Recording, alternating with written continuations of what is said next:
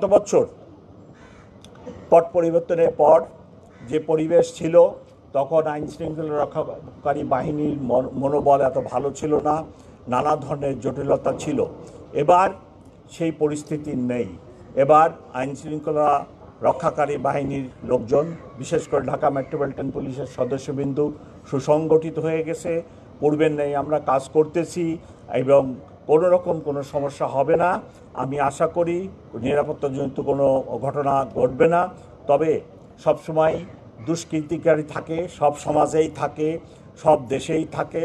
সেই দুষ্কৃতিকারীদের হাত থেকে আমাদের এই উৎসব যাতে সুরক্ষিত হয়, তারা যাতে কোনো রকম কুমতলব বাস্তবায়ন করতে না পারে, তার জন্য আমাদের যেরকম সজাগ থাকতে হবে, তেমনি পূজা উদযাপন কমিটির লোকজনকেও আমি রিকোয়েস্ট করব আপনারাও সজাগ থাকবেন, কোনো দুষ্ট ব্যক্তি যেন কোনো দুষ্টামি করার সুযোগ না পায়।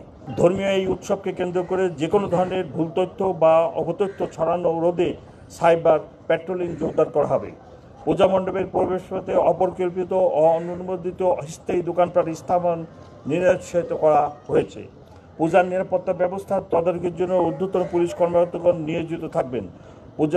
দুর্গাপূজার নিরাপত্তা ব্যবস্থায় নিয়োজিত অন্যান্য আইন শৃঙ্খলা বাহিনী ও সেবা সংস্থাসমূহের সাথে সার্বক্ষণিক সমন্বয় থাকবে।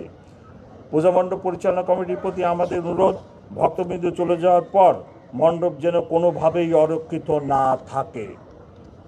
সেজন্য রাতের বেলা কমপক্ষে 2 জন স্বেচ্ছাসেবক পূজা মণ্ডপে উপস্থিত থাকবেন।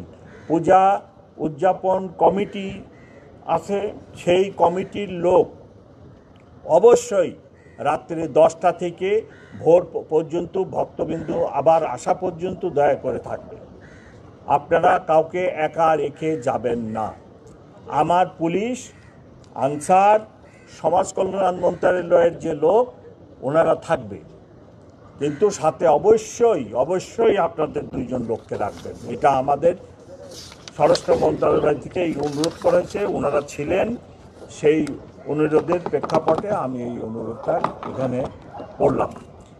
যে পরিমাণ পুলিশ অফিসার এবং অন্যান্য আইন শৃঙ্খলা রক্ষাকারী বাহিনীর সদস্যদের নিয়োগ করেছে, এর বাইরে আমি আমার এই মেট্রোপলিটন পুলিশের যে ঊর্ধ্বতন পুলিশ কর্মকর্তা আছে তাদেরকেও ফ্রিকোয়েন্টলি পূজা মণ্ডপগুলো ভিজিট করার জন্য অনুরোধ করেছি এবং ওনারা আজকে থেকেই করবে। তাছাড়াও থানা ফাঁড়ির যে সমস্ত লোক আছে, আমরা সবাই পূজা মণ্ডপের নিরাপত্তার জন্য